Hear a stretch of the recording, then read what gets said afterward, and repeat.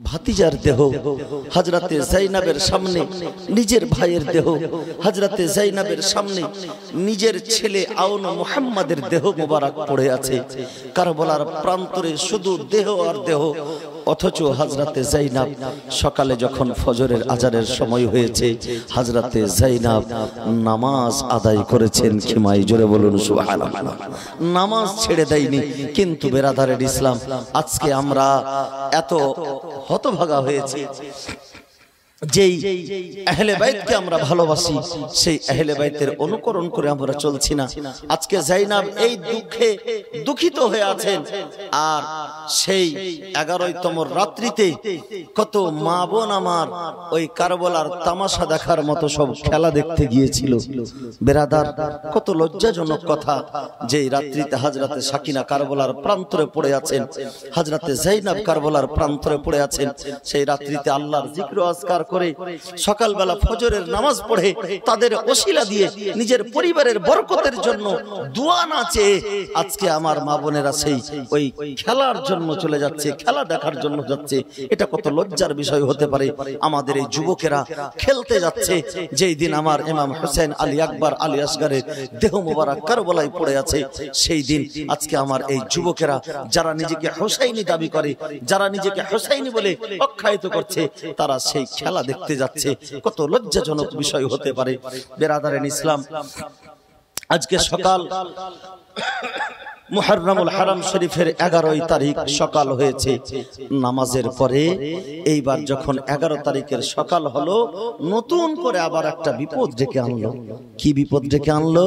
এইদিকে ইবনে সাআদ ঘোষণা করে দিয়েছে, যতজন আসিরানে হারাম, যতজন আহলে বাইতে হারাম অর্থাৎ সম্মানীয় আহলে বাইত যারা আছে, তাদেরকে কয়েদি করে নেওয়া হোক, তাদেরকে বন্দী বানিয়ে নেওয়া হোক।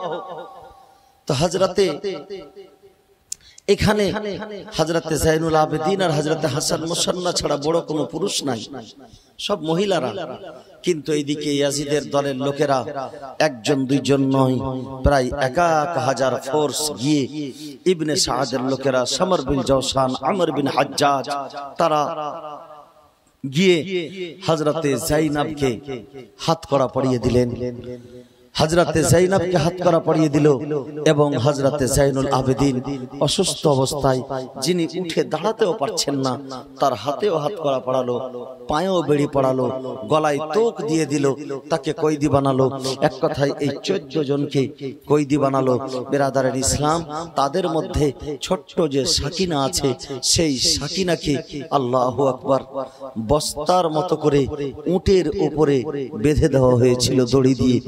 খালি উট, উটের উপরে সওয়ারি করা হয়, কিন্তু আমরা দেখে থাকি উটের একটা পিঠের হাড্ডি, হাড় একটা উপরে থাকে, ওই হাড়ের উপরে কিন্তু বাবা এমনি বসা যাবে না, একটা গদি দিতে হবে, তার জন্য একটা বসার জায়গা করতে হবে, বসার জন্য একটা আসন তৈরি করতে হবে, তারপরে বসতে পারা যাবে। কিন্তু বেরাদার, হযরতে সাকিনাকে সেই সময় উটের উপরে বসিয়ে দিয়েছিল। বেরাদার, যখন কয়েদি করে সকলকে কয়েদি করা নেওয়া হয়েছে, হযরতে যায়নুল আবেদিনের হাতে উটের লাগাম ধরিয়ে দেওয়া হয়েছে, হযরতে সাকিনাকে উটের উপরে বেঁধে দেওয়া হয়েছে। আর সেইখান থেকে তাদেরকে নিয়ে যাচ্ছে। এদিকে কারবালার প্রান্তরে খিমার আশেপাশে, খিমা তো জ্বলে শেষ, কিছু নাই, খিমা শেষ হয়ে গেছে।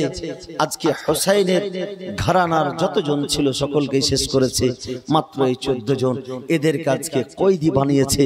বেরাদার, হযরতে যায়েনাব যখন পার হচ্ছেন, তো হযরতে ইমাম হুসাইনের দেহ মোবারক পড়ে আছে।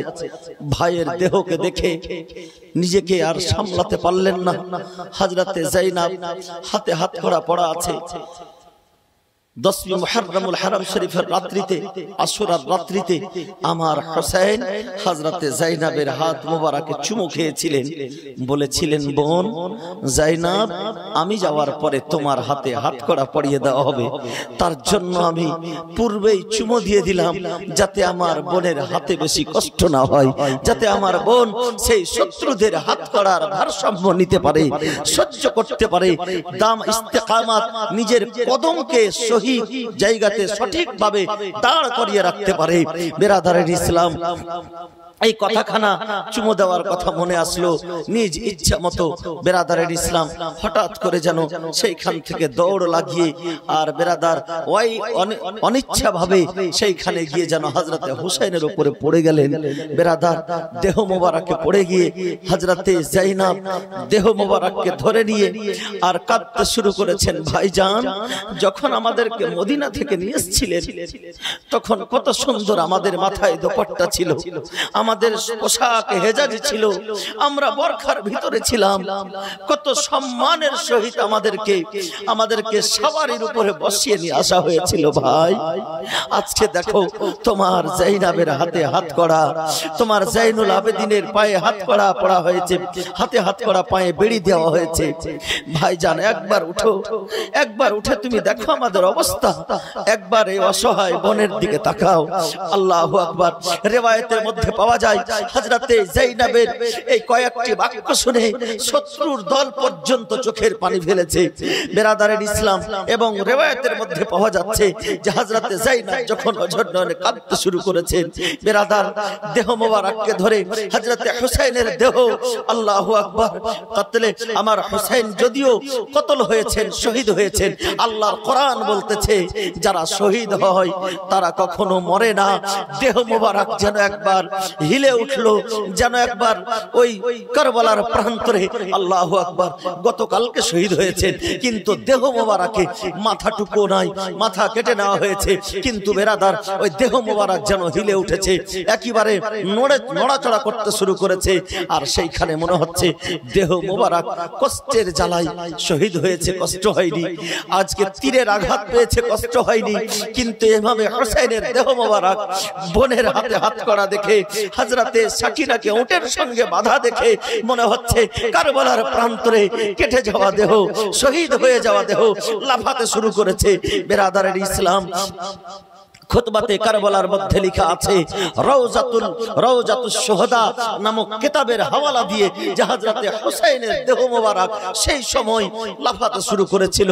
তারপরে আল্লাহু আকবার, যেন দেহ মোবারক থেকে আওয়াজ এসেছিল, বোন যায়েনব, আমরা হচ্ছি রাহমাতুল লিল আলামিনের নওয়াজা, আমার আব্বা শেরে খোদা, আমার আম্মা ফাতেমা, বোন যায়েনব, তোমাকে নসিহত করি তুমি সবর করো, নিজেকে সামলাও, নচেত ইমাম হোসেন রাদিয়াল্লাহু তাআলা আনহুর দেহ মোবারক এইদিকে লাফাচ্ছেন আর এইদিকে ইমাম হোসেনের মস্তক মোবারক, আল্লাহু আকবার, সেই মস্তক মোবারক থেকে যেন আওয়াজ আসছে।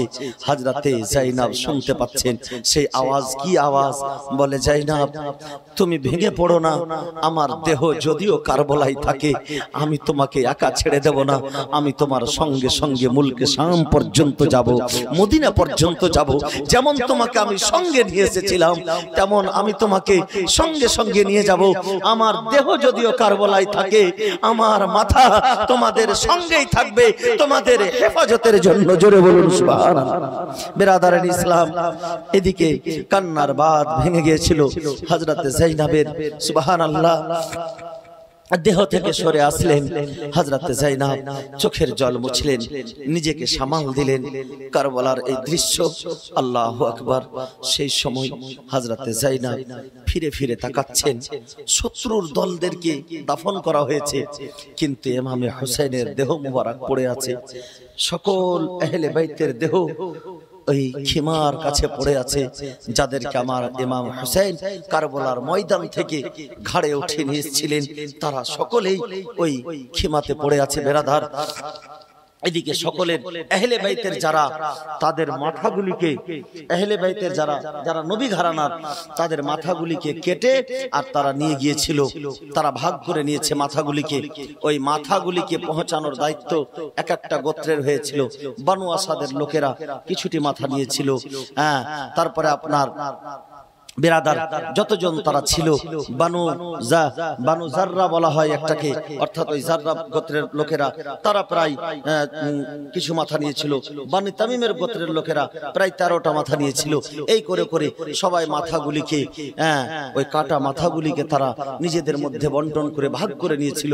আর তার মধ্যে হযরতে ইমামে হুসাইন রাদিয়াল্লাহু তাআলা আনহুর মাথা মোবারক দেওয়া হয়েছিল কার হাতে? একজন পাপী, যার নাম হচ্ছে খলি।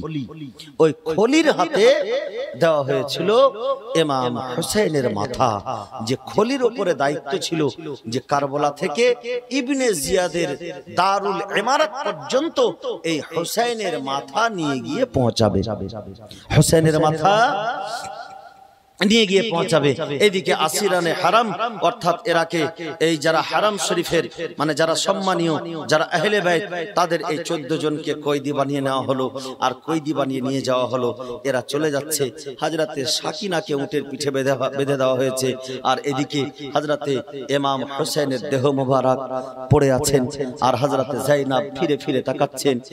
ইমাম হুসাইনের কথা সেই সময় কারবালার প্রান্তরে যখন পড়েছিলেন, আল্লাহু আকবার, সেই সময়কে কেন্দ্র করে কোন কবি নিজের ভাষায় বলেছিলেন, বেরাদারের ইসলাম কবি নিজের ভাষায় বলছেন, মুঝে কুফা ওয়ালা মুসাফির না সমঝো मैं आया नहीं हूँ बुलाया गया हूँ बुलाया गया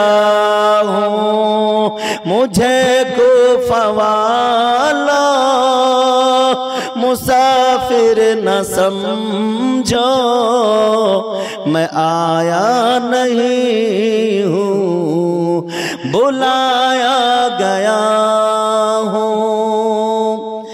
एक मेहमान बना कर बसाया गया हूँ, मैं हूँ या नहीं हूँ रुलाया गया हूँ।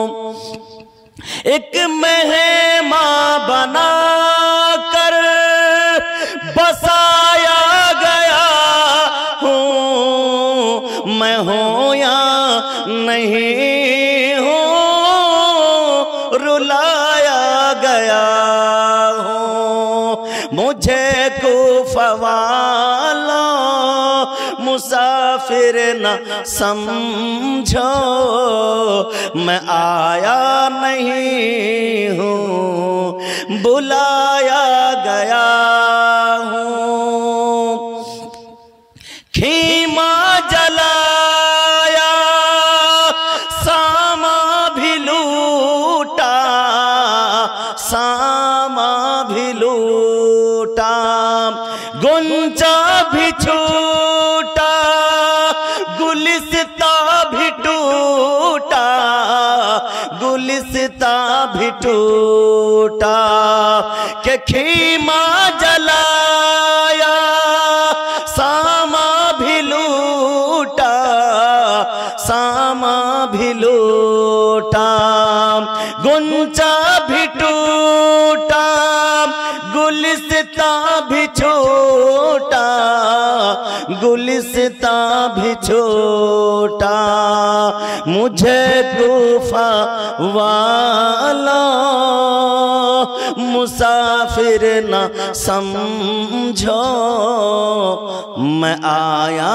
नहीं हूँ बुलाया गया हूँ बुलाया गया हूँ। बिरादर इस्लाम मुअज्जज मोहतरम अहले बैत हरम के लिए এবার পথ অতিক্রম করতে শুরু করলো কারা? এই ইয়াজিদের দলের লোকেরা। সেইখান থেকে প্রায় 5 থেকে 7 কিলোমিটার দূরে একটা গ্রাম ছিল, যেই গ্রামের নাম যে গোত্রের নাম হচ্ছে বানু আসাদের গোত্র। এই বানু আসাদের গোত্র ইমামে হুসাইন ইমামে জাইন হযরতে জাইনুল আবেদিন এবং হযরতে যায়নাব যখন সেইখান থেকে ওই কারবালা থেকে যখন তারা আগে বাড়লো, এদিকে ইয়াজিদের সিপাহীরা ইবনে সাদের দলের লোকেরা জশ্ন মানাতে শুরু করলো। ইমাম হুসাইনের মাথা মোবারককে তলোয়ারের নখের উপরে উঠালো, শহীদানে কারবালার যতগুলি মাথা ছিল তলোয়ারের নোকের উপরে উঠালো, আর তলোয়ারের নোকের উপরে উঠিয়ে ইমাম হোসেনের মাথাকে আগে আগে নিয়ে যাচ্ছে আর আসিরানে হারাম তার পিছনে পিছনে, আর তার পিছনে পিছনে ওই ইয়াজিদি ফৌজ ঢোল তাবলা বাজিয়ে আর তারা নাচানাচি করে খুশি মানিয়ে তারা ইমাম হোসেনের মাথা আর আসিরানে হারামকে লজ্জিত করতে করতে তাদেরকে নিয়ে যাচ্ছে। বেরাদার, আমরা দেখেছি অনেক সময় যদি এলাকার মধ্যে গ্রামের মধ্যে কাউকে ওই রকম শাস্তি দেওয়া হয় তো তার আমরা ছোটবেলায় এগুলো দেখতাম, এখন এগুলো শাস্তি আর নাই সামাজিক ভাবে। মানে তার গলাতে জুতোর মালা, একটা ভাঙা ওই কি বলে কালির ইয়েগুলা ভেঙে দিয়ে তার গলাতে পরিয়ে দেওয়া, আর তাকে আগে আগে হাঁটানো এবং তার পিছনে পিছনে অনেক সব তামাশা করতে করতে যেমন যায়। তো তামাশা করতে করতে কেন যায়? লজ্জিয়ে দেওয়ার জন্য। কিন্তু এখানে একজন সম্মানীয় ব্যক্তি যার সম্মান সেই সময় পুরো পৃথিবীর উপরে বেশি, আহলে বাইতের সম্মান, সেই আহলে বাইতে হারামের সেই মাথা মোবারককে তারা নিয়ে যাচ্ছে। আর তারা এদিকে বেরাদার জাহান্নামের কুকুর, তারা কুকুরের মতো তারা সেই দিন নাচানাচি করতে করতে ইমামে হোসেনের দেহকে নিয়ে যাচ্ছে, মাথা মোবারককে নিয়ে যাচ্ছে। এবং তাদের মধ্যে কিছু লোক আবার কয়েকটি ছন্দ পড়ছিল, আরবি ছন্দ, যে ছন্দগুলির বিশ্লেষণ ব্যাখ্যা হচ্ছে যে আমরা একজন আশরাফ অর্থাৎ সম্মানীয় ঘরানার আমরা একজন বাদশাকে আমরা আজকে কতল করেছি, শহীদ করেছি। বেরাদার, তারা এগুলো ছন্দ পড়তে পড়তে যাচ্ছিল এবং বলছে ইবনে জিয়াদকে এই কারবালার প্রান্তর থেকে, মানে ছন্দের মাধ্যমে, যে ইবনে জিয়াদ আমাদের ঝোলিকে সোনা চাঁদি রূপা দিয়ে আমাদেরকে ইনাম দিয়ে আমাদের ঝোলিকে ভরে দাও, এগুলো কথা তারা বানিয়ে বানিয়ে বলছে। আর তারা আনন্দে ঝুমছে আর ইমামে হোসেনের মাথা মোবারককে নিয়ে যাচ্ছে। বেরাদার, কারবালা থেকে যখন সমস্ত শত্রু এগিয়ে গেছে তখন এইদিকে বানু আসাদ গোত্রের লোকেরা, মানে এই ইয়াজিদিদের ভয়ে এরা আসছিল না। বানু আসাদের দলের লোকেরা এরা তখন বেশ কিছু লোকজন এসে 11ই মুহররমুল হারাম শরীফে ইমামে পাক, ইমামে হুসাইন, ইমামে আলী আসগার, আলী আকবর, কাসিম, আব্বাস যতজনের দেহ মোবারক ছিল সবাইকে, সব দেহ মোবারককে সেইখানে করে আর সকলেরই জানাজার নামাজ পড়ে তাদেরকে দফন করা হয়েছিল। আল্লাহ তাবারাক ওয়া তাআলা তাদেরকে জাযায়ে খায়ের দান করুক। এবং তারা দফন করেছিলেন, কারণ যারা শহীদ হয় তাদেরকে গোসল দেওয়া লাগে না, তাদেরকে কাফন পরানো লাগে না, তারা যেই অবস্থাতে আছে সেই অবস্থাতেই তাদেরকে দফন করে দিতে হয়। বেরাদারের ইসলাম, এদিকে এদেরকে দফন করা হলো 11ই মুহররমুল হারাম শরীফের দিনে। আর কারবালা থেকে ইবনে জিয়াদের দরবার অর্থাৎ কুফা, এটি আছে 75 কিলোমিটারের রাস্তা। 75 কিলোমিটার রাস্তা এরা এবার সফর করতে শুরু করলো। 75 কিলোমিটার রাস্তা যেতে আরম্ভ করলো, উট নিয়ে আগে আগে যাচ্ছে। আর উটের পিঠে হযরতে সাকিনাকে বেঁধে দিয়েছে।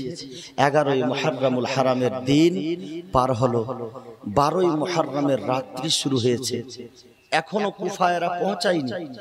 12ই মুহররমের রাত্রি শুরু হয়েছে আর রাস্তা অতিক্রম করছে, রাস্তা পার হচ্ছে। আর হযরতে সাকিনা যে উটের পিঠে বাঁধা ছিল, ছোট বাচ্চা, এইদিকে উটকে চাবুক মেরেছে। উটকে চাবুক মারতে গিয়ে হযরতে সাকিনাকেও চাবুক লেগেছে। হযরতে সেই সাকিনা, ছোট্ট সাকিনার কি কষ্ট, আল্লাহু আকবার।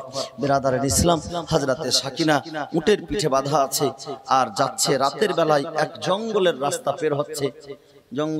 পের হচ্ছে আর ওই জায়গাতে গিয়ে, ফাঁকা জায়গাতে, জঙ্গলের রাস্তায় বেরাদার এক জায়গাতে গিয়ে হযরতে ইমাম আলী মাকাম আলাইহিস সালাম এর মাথা মোবারকের যে তলোয়ারির নোকে ছিল সেই তলোয়ারিটা ছুটে গিয়ে আর হঠাৎ করে মাটিতে গেড়ে গেল। মাটিতে গেড়ে যাওয়ায় তলোয়ারিকে তারা কয়েকজন মিলে প্রচুর শক্তি দেওয়ার চেষ্টা করলো, তলোয়ারি উঠাতে পারছে না, তলোয়ারি উঠছে না। ইমাম হোসেনের মাথা গেড়ে গিয়েছে, সেখানে উঠছে না। সেই সময় ইবনে সাআদ চিন্তায় চিন্তিত,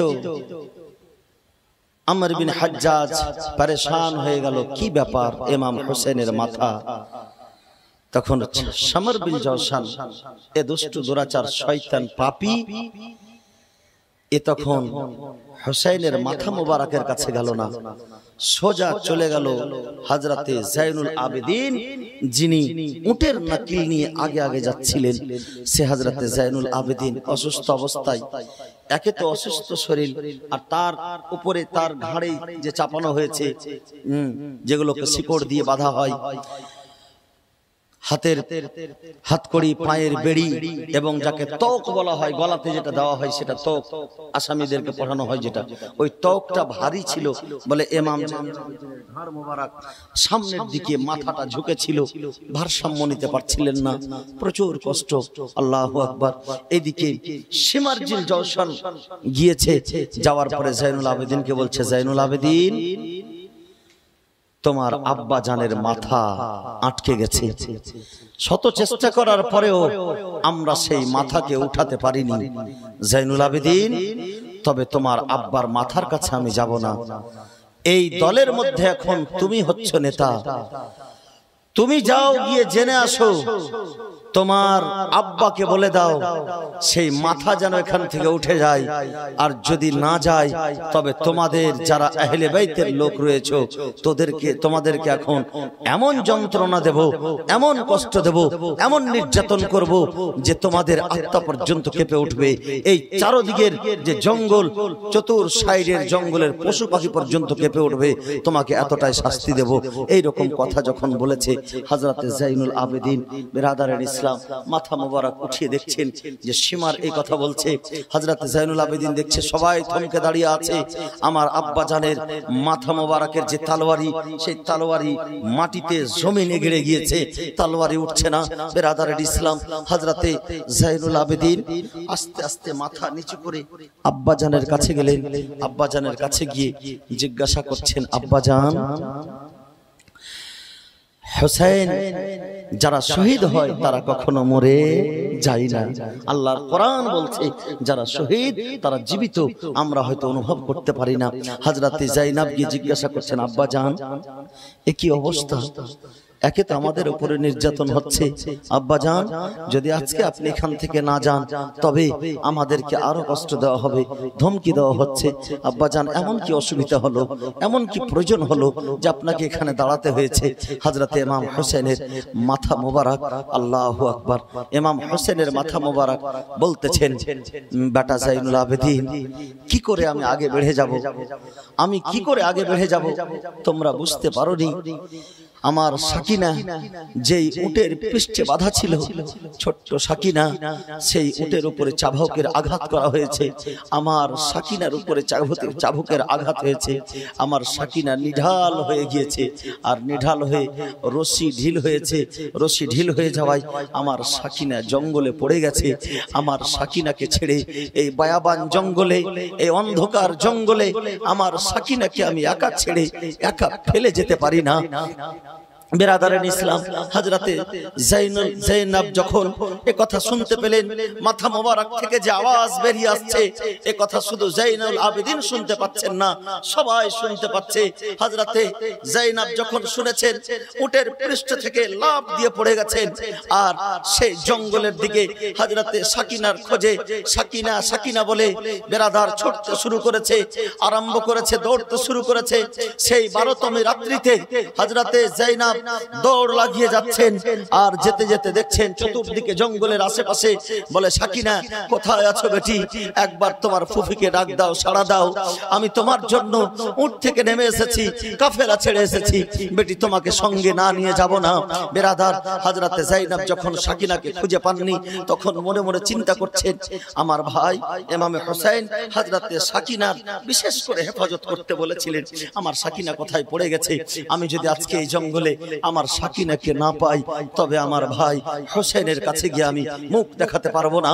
বিরাদারের ইসলাম, হযরতে জাইনাব রাদিয়াল্লাহু তাআলা আনহা তিনি সেখানে কাঁদতে শুরু করেছেন আর খুঁজতে শুরু করেছেন। বিরাদার, হঠাৎ করে যেন সেই জঙ্গলের দিকে নজর পড়ছে। সেই রাস্তার পাশে আর জঙ্গলের ভিতরে একজন খাতুন নেকাবপোশ মহিলা যেন বসে আছে, একটা মেয়ে মানুষ বসে আছে। আল্লাহু আকবার। সেই ভয়ঙ্কর ভয়াবান জঙ্গলে রাতের গভীরে অন্ধকারে একজন মেয়ে মানুষকে দেখে হযরতে যায়েনব রাদিয়াল্লাহু তাআলা আনহা তার কাছে গেলেন। যাওয়ার পরে বলছেন, তুমি কি আছো আমি জানি না, তবে আমার ছোট্ট সাকিনা জঙ্গলে হারিয়ে গেছে। তুমি কি একটা ছোট্ট বাচ্চাকে দেখেছো? এ কথা যেমন বলা, বেরাদার আঁচলখানা সরিয়ে দিয়েছেন। যেমনই আঁচল সরিয়ে দেওয়া, দেখছেন হযরতে সাকিনার মাথা মোবারক সেই তিনি নিজের জাঙ্ঘে রেখেছে আর নিজের কোলে নিয়ে হযরতে সাকিনাকে আঁচল দিয়ে ঢেকে আর তার মাথায় হাত বুলাচ্ছে। বেরাদারের ইসলাম, আঁচলখানা সরিয়ে দেখাচ্ছে সাকিনা এখানে। হযরতে যায়েনব বেরাদার চোখের পানি ছেড়ে দিয়ে কাঁদতে শুরু করলেন। তুমি কে মা, কে রয়েছো? আমার সাকিনাকে সবাই নির্যাতন করেছে। এই শত্রুর দলের আমার সাকিনার ছোট্ট গালে চড় মেরে আমার সাকিনার গালকে লাল করে দিয়েছে। আমার সাকিনাকে চাবুকের আঘাত দিয়ে বেরাদারের ইসলাম চতুর সাইডে ক্ষত বিক্ষত করে দিয়েছে। সেইখানে এমন কে আছো তুমি যে কুফা শহরের মধ্যে আমার সাকিনাকে, হোসেনের সন্তানকে তুমি আদর যত্ন করছো, স্নেহ করছো, ভালোবাসা দিচ্ছ? এ কথা যেমন বলা, বেরাদারের ইসলাম নিজের মুখে যে পর্দা ছিল সেই পর্দাখানা উঠিয়ে চেহারার দিকে তাকিয়ে হযরতে যায়েনবকে বলছে, যায়েনব বেটি, তুমি কি আমাকে চিনতে পারো না? একবার আমার চেহারার দিকে তাকাও। আমি তোমার মা ফাতেমা, জান্নাতের ভিতরে আত্মা জগতে ছিলাম। আমার সাকিনা যখন পড়ে গিয়েছে, সাকিনার দেহ মোবারক ক্ষত বিক্ষত হয়ে আছে, গাল মোবারকে চড়ের আঘাতে কালো হয়ে গেছে। আমার সাকিনা যখন এই জঙ্গলে একা পড়েছিল, আমি জান্নাতের ভিতরে থাকতে পারিনি। আমি জান্নাত থেকে ছুটে এসে আমার সাকিনা, আমার লাখতে জিগার, আমার হোসেনের নয়নের তারা আমার সাকিনাকে নিয়ে আমি আদর করতে আছি। যেমন হযরতে যায়েনবের নজর মা ফাতেমাতুজ জোহরা রাদিয়াল্লাহু তাআলা আনহার উপরে পড়ে যাওয়া, আল্লাহু আকবার, সঙ্গে সঙ্গে যেন জড়িয়ে ধরে নিয়েছেন আর অঝোর নয়নে কাঁদতে শুরু করেছেন। আল্লাহু আকবার, এত ভাবে এমন ভাবে কাঁদতে শুরু করেছেন, সমস্ত কথা বলছেন, আম্মা জান আমাদের সব কিছুকে লুটে নেওয়া হয়েছে। কারবালার প্রান্তরে আমার ভাই হোসেন, আমার ভাই হোসেনকে নির্মম ভাবে শহীদ করা হয়েছে। আলী আসগরকে পর্যন্ত এক ফোঁটা পানি দেওয়া হয়নি। আম্মা জান আজকে আমাদের অবস্থা এই দেখেন, আমাদেরকে কয়েদি করা হয়েছে।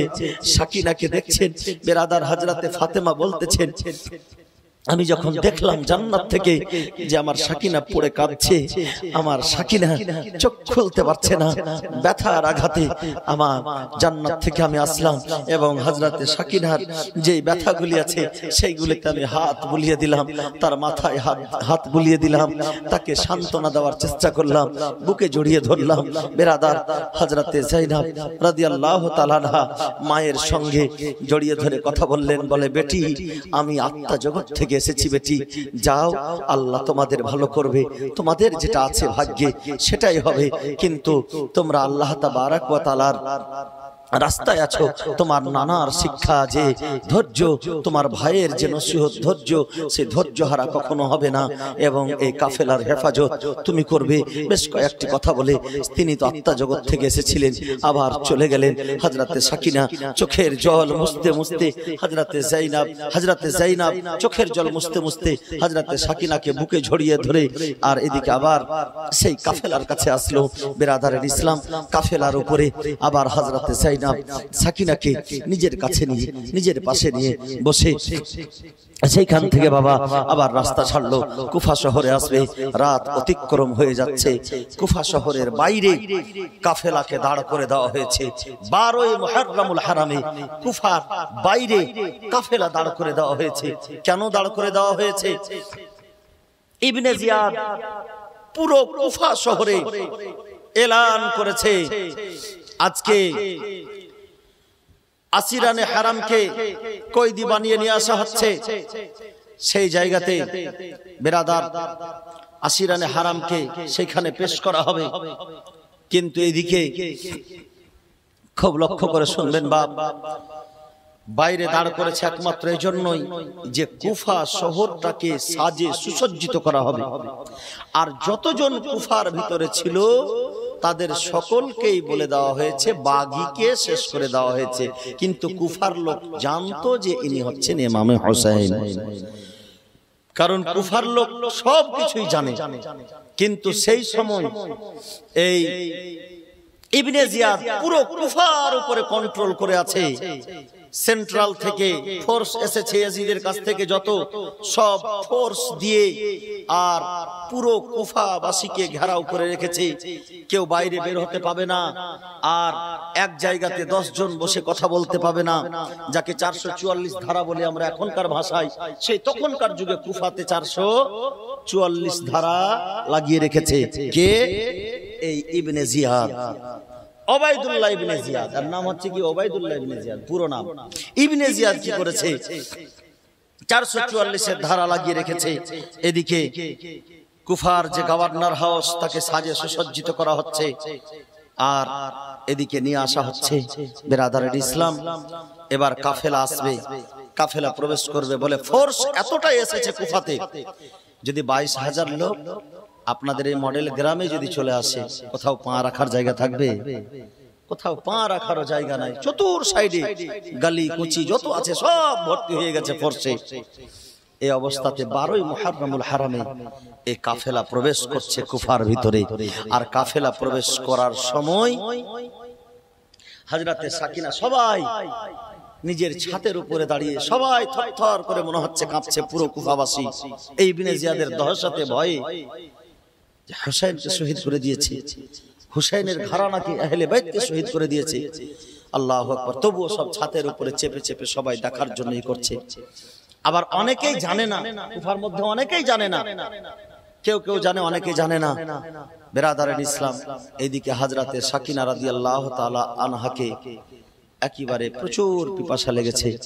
কুফাতে যখন সব মেয়েরা সব সাইডে দেখছে দাঁড়িয়ে, হযরতে সাকিনা একজন খাতুনকে, একজন মেয়েকে বলছে, আমাকে এক গ্লাস পানি পান করাবে, এক পেয়ালা পানি, আমাকে পিপাসা লেগেছে। হযরতে যায়েনব, হযরতে সাকিনা যখন পানি চেয়েছেন, আল আতাস বলেছে, অর্থাৎ পানি চাই। তো যারা কয়েদি হয় তখনকার যুগে একটা ছিল যে কয়েদিদেরকে পানি পান করানো, খাবার খাওয়ানো, এগুলো বিশাল একটা সওয়াবের কাজ মনে করত। যারা কয়েদি হয়ে আসছে সে অপরাধী না অপরাধী নয় এটা দেখার বিষয় না, যারাকেই কয়েদি বানিয়ে নেওয়া হচ্ছে, মানে কয়েদিদের প্রচুর শাস্তি দেওয়া হতো। তার জন্য যে কয়েদি যারা হয়ে যায় তাদেরকে কিছু খাওয়ানো, এটা একটা সওয়াবের কাজ, এবং নিজের আশা, নিজের মনের বাসনা পূর্ণ হবে এ কথার তারা মনে করতেন তারা, যে তাদেরকে খাওয়িয়ে দেওয়ার পরে যদি কয়েদিদেরকে খাবার খাওয়ানো হয় আর কিছু আশা করা হয়, তো আল্লাহ তাবারক ওয়া তাআলা সেটা পূর্ণ করবে, কবুল করবে, এটা তারা মনে করতেন। তো একজন মহিলা যার কাছে হযরতে সাকিনা আল আতাস বলেছে, পানির কথা বলেছে, সেই মহিলা এক পেয়ালা পানি নিয়ে এসেছে। সেই পানি নিয়ে এসে আর হযরতে সাকিনার হাতে পানি দিয়ে বলছে, বেটি পানি পান করো, আর পানি পান করার পরে আমার একটা আশা আছে, ইচ্ছা আছে, সেই ইচ্ছাটুকু তুমি পূরণ করে দিও। আমার একটা ইচ্ছা আছে, আশা আছে, সেই আশাটুকু তুমি আমার পূরণ করে দিও। হযরতে যায়েনব রাদিয়াল্লাহু তাআলা আনহা সঙ্গে সঙ্গে পিছনে ঘুরে তাকালেন, তাকিয়ে হযরতে সাকিনাকে বলছেন, বেটি সাকিনা, পানি পরে পান করবে, আগে তার মনের আশা পূর্ণ করে দাও। জোরে বলুন সুবহানাল্লাহ। এই দেখেন নবী ঘরানার লোক, কেমন তাদের ব্যবহার, কেমন তাদের চরিত্র। আল্লাহু আকবার। বলে, বেটি সাকিনা, তোমাকে তোমার পানি পরে পান করিও, কিন্তু তুমি আগে তার মনের আশা পূরণ করো। যে তোমার কাছে আশাবাদী হয়েছে তার আশা তুমি তাকে নিরাশ করিও না। আর নবী ঘরানার কাছে কেউ যদি আশাবাদী হয়ে যায়, তারা কখনো তাদেরকে নিরাশ করে না, তাদেরকে অবশ্যই তার আশা পূর্ণ করে দেয়। আল্লাহ তাবারক ওয়া তাআলা তাদেরকে সেই মর্যাদা দিয়েছিল। হযরতে সাকিনা বলছেন, বলো তোমার কি আশা আছে? বেরাদারের ইসলাম, সেই মহিলা বলেছিলেন, বেটি আমার একটা আশা, একটা ইচ্ছা হচ্ছে এটা, যে তোমাদের মতো আমার সন্তানরা যেন এতিম না হয়। একটা কথা, মানে আমাদের বাড়ির পুরুষদেরকে কেউ যেন এরকম ভাবে নির্মম ভাবে হত্যা না করে দেয়। কারণ এই মহিলা জানতো না যে এরা কারা, কারণ পুরো কুফাতে যদিও জানে যে কারবালার প্রান্তরে হোসেন এসেছে, আবার অনেকে জানে না, কারণ জানতেই দিচ্ছে না এরা। এই রাজনীতিটা তো এখানেই, যে এলাকার লোককে জানতে দিচ্ছে না। বলছে কি যে ইয়াজিদের বাগী অর্থাৎ হুকুমতের খেলাফ কথা বলেছে, যাকে আমরা নিজের বাংলা ভাষায় বলি দেশদ্রোহী। এই দেশদ্রোহীদেরকে শহীদ করা হয়েছে এবং তাদের পরিবারদেরকে কয়েদি করে নেওয়া হয়েছে, বন্দী করে নেওয়া হয়েছে। এই কথারই ঘোষণা হয়েছে কুফাতেও। তারা মনে করছে হয়তো এরা কয়েদি। সেই মহিলাও কিন্তু জানতো না যে এরাই হচ্ছে হোসেনের ঘরানা। সেই মহিলা বলতেছে, বেটি শোনো, আমি যখন মদিনাতে ছিলাম, মদিনাতে আমি যখন ছিলাম, সেই মদিনাতে আমার আকা আমি হোসেনকে দেখেছি খুব ছোটবেলায়, খুব ছোটবেলায়। এই মহিলা কিন্তু বাপ সুবহানাল্লাহ, এক রিওয়ায়াতের মধ্যে এসেছে এই মহিলা হযরতে ফাতেমাতুজ জোহরার খাদেমা ছিলেন, আর এক রিওয়ায়াতে এসেছে যে ছোটবেলায় হযরতে হোসেনকে দেখেছেন। এই মহিলা বলতেছেন যে আমি খুব ছোট ছিল ইমামে হোসেনকে দেখেছি, হযরতে যায়েনবকে দেখেছি। আমার আশা হচ্ছে এটা যে আমি এই শেষ বয়সে যেন আমার একবার হোসেনের সঙ্গে এবং যায়েনবের সঙ্গে দেখা হয়। জোরে বলুন সুবহানাল্লাহ। যায়েনব যখন এই কথা শুনতে পেয়েছেন, আল্লাহু আকবার, যার রিওয়ায়াতের মধ্যে পাওয়া যাচ্ছে যে চাদর তাদের কাছ থেকে কেড়ে নেওয়া হয়েছিল, চুল মুবারক দিয়ে মাথা ঢেকেছিলেন, মুখটা ঢেকেছিলেন, চুলগুলিকে সরালেন।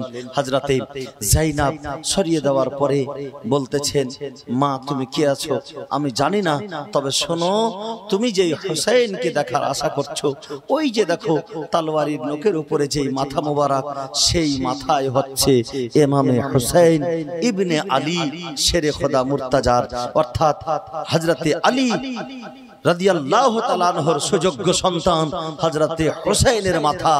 আর আমার হাতে যে হাত করা, তুমি যে আমাকে দেখতে পাচ্ছ, আমি যে এই জায়গাতে কয়েদি বন্দী হয়ে এসেছি, আমি সেই ছোট্ট যায়েনব যাকে তুমি ছোট্ট অবস্থায় দেখেছিলে।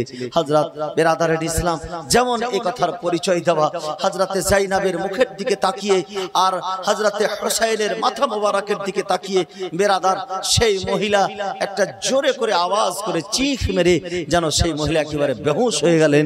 সেই জায়গাতে বেরাদারের ইসলাম বেহুশ হয়ে যাওয়ার পরে সেই মহিলা সেইখান থেকে সরলো, তাকে সরিয়ে নেওয়া হলো। বেরাদারের ইসলাম এইদিকে কুফার মধ্যে, কুফার গভর্নরের কাছে সেইখানে দেহ মোবারক এই আসিরানে হারামকে পেশ করা হলো, এবং যতজন যারা ওই সুবহানাল্লাহ যারা ওই মাথাগুলি নিয়ে গেছে, তাদেরকে হুকুম করা হয়েছে সেই 12 মুহররমুল হারামে যেন তারা মাথা নিয়ে আসে। যারা যারা মাথা যেখানে যেখানে নিয়ে গেছে, তাদের মধ্যে একজনের নাম হলো খলি। এই খলি ইমাম হোসেনের মাথা মোবারক নিয়ে গেছিল বাড়িতে। বলে সকাল হবে 12 মুহররমুল হারামে, এদিকে কাফেলা আসবে, আর এদিকে আমিও হোসেনের মাথাকে নিয়ে যাব ইবনে জিয়াদের দরবারে।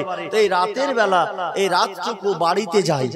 তো খলির স্ত্রী ছিল মুমিনা, মুসলমান, সে মদিনা থেকে এসেছিল, মানে মদিনার মেয়েকে বিয়ে করেছিল খলি, যার নাম হচ্ছে আয়ুফ। খলির দুটো স্ত্রী, খলির দুটো স্ত্রীর মধ্যে একজনের নাম হচ্ছে আনোয়ার। আনোয়ার, আনোয়ার তো আমরা পুরুষের নাম দেখি, আনোয়ারা মেয়ের নাম শুনেছি, কিন্তু এখানে আনোয়ার শব্দটাই আমি লেখা দেখলাম কিতাবে। আর একজনের নাম হচ্ছে আয়ুফ, আইন ইয়া ফে, আয়ুফ। এই আয়ুফ যে মেয়ে, সেই মেয়েকে কিন্তু খলির স্ত্রী বলে কিতাবের মধ্যে পাওয়া যায়, সব কিতাব পাওয়া যায় না, ইন্টারনেট থেকে সার্চ করে আবার দেখলাম। যাই হোক, তো খলির স্ত্রী কিন্তু মুমিনা ছিল, মুসলমান ছিল।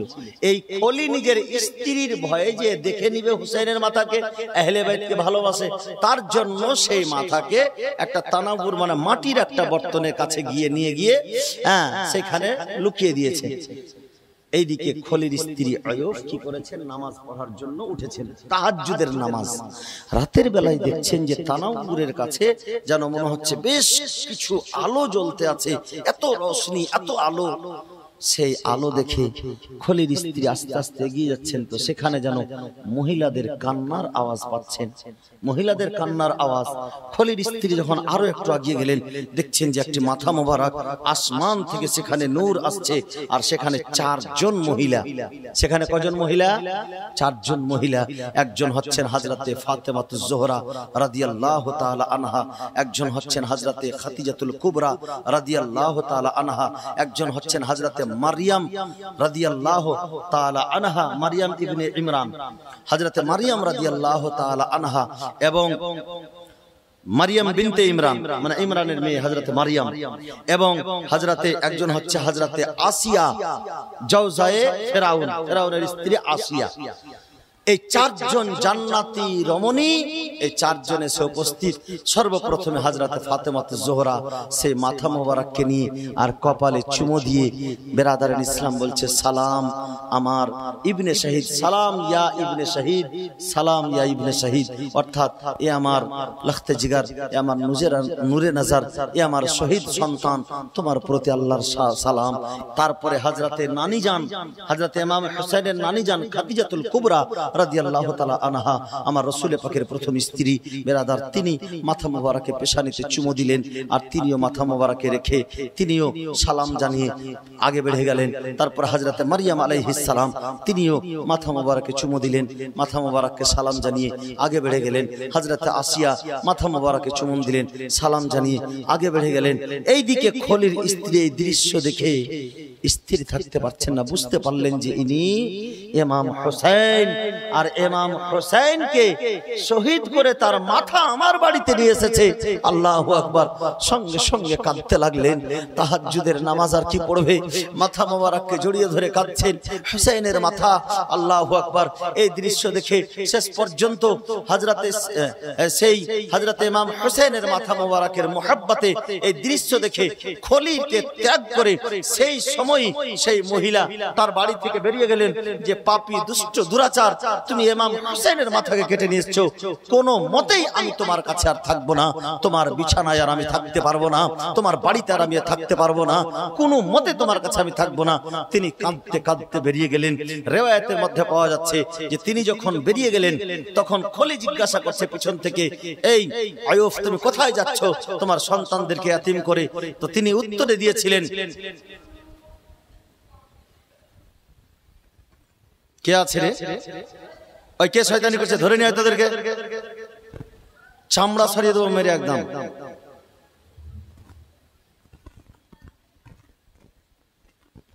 দুরূদ পাক পড়েন, আল্লাহুম্মা সাল্লি আলা সাইয়্যিদিনা মাওলানা মুহাম্মদ ওয়া আলা আলে সাইয়্যিদিনা মাওলানা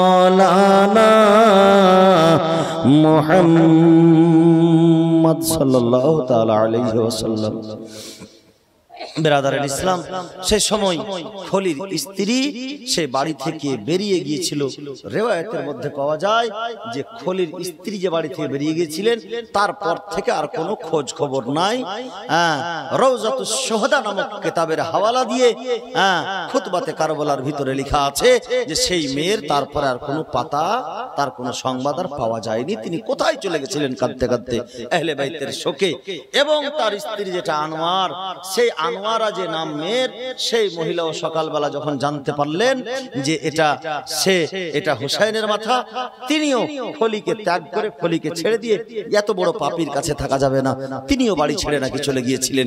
কিতাবের মধ্যে যেটা পাওয়া যাচ্ছে, সেই খলি শয়তান দুষ্ট দুরাচার ইমাম হুসাইনের মাথাকে নিয়ে আর ইবনে জিয়াদের দরবারে এসে উপস্থিত। 12ই মুহররমুল হারামে ইবনে জিয়াদের দরবারে আসিরানে হারামকে পেশ করা হলো।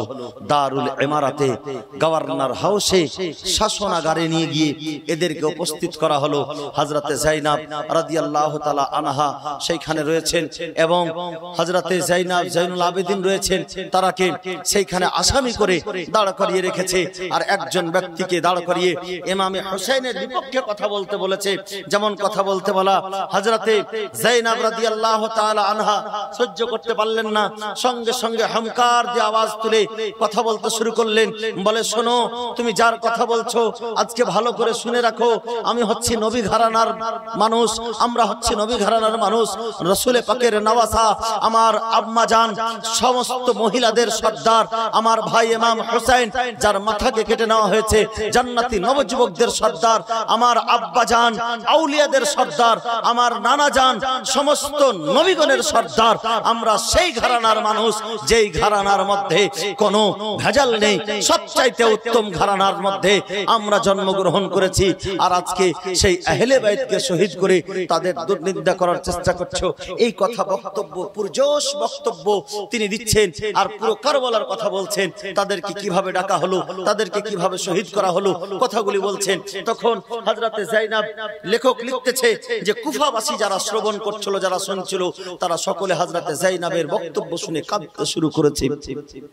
কিন্তু হযরতে যায়েনব বলছেন, তোমরা এখন কাঁদছো, তোমরা ডাকার পরে আমার পুরো পরিবারকে এরকম ভাবে নির্মম ভাবে শহীদ করিয়ে দিয়ে তোমরা এখন কাঁদছো। এই তোমাদের চোখের জল কখনো শুকাবে না আর এই পাপ কখনো তোমাদের ক্ষমা হবে না। বিরাদারের ইসলাম, কিন্তু বিরাদার সেই সময় সেই জায়গাতে সেই মাহফিলে একজন সাহাবী রাসূল ছিলেন যার নাম হচ্ছে হযরতে আব্দুল্লাহ বিন আফিফ রাদিয়াল্লাহু তাআলা। তার নাম হচ্ছে হযরতে আব্দুল্লাহ বিন আফিফ। এই আব্দুল্লাহ বিন আফিফ আমার রাসূলে পাকের সাহাবী, রাসূলে পাকের যুগে তিনি যুদ্ধ করেছেন। এখন বয়স্ক আর দুই চোখেরই অন্ধ হয়ে গেছেন, দুই চোখেরই অন্ধ হয়ে গেছেন। হযরতে আলীর সঙ্গে থেকেছেন, যুদ্ধ করেছেন আলীর সঙ্গী হয়ে মুশরিকদের সঙ্গে, মুশরিকদের মোকাবিলায়।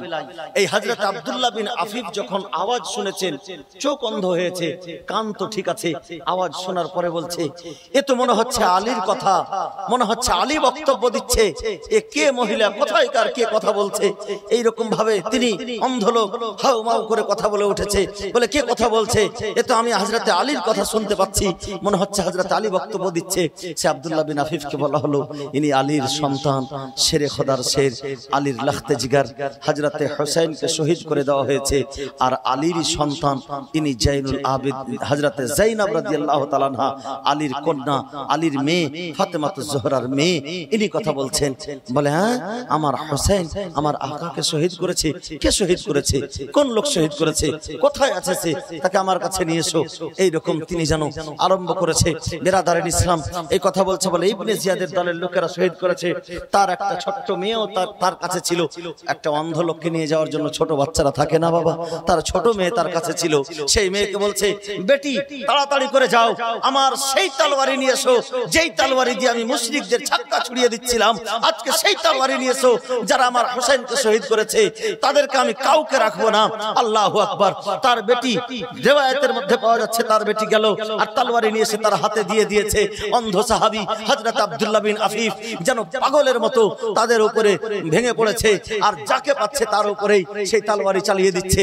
বিরাদারের ইসলাম, শেষ পর্যন্ত শত্রুরা চতুর্দিক থেকে ঘিরে আব্দুল্লাহ বিন আফিফকে, বিরাদারের ইসলাম, সেই মুহূর্তে তিনি একাই যুদ্ধ করতে লেগেছেন আর কয়েকজনকে ওই তলোয়ারির আঘাতে তিনি মেরেও ফেলেছেন, তাদেরকে জাহান্নামেও পাঠিয়েছেন। শেষ পর্যন্ত লড়াই করতে করতে অন্ধ সাহাবী রাসূল সেই জায়গাতে শত্রুরা তাকে ঘিরে তলোয়ারির আঘাতে তাকে শহীদ করে দিলেন।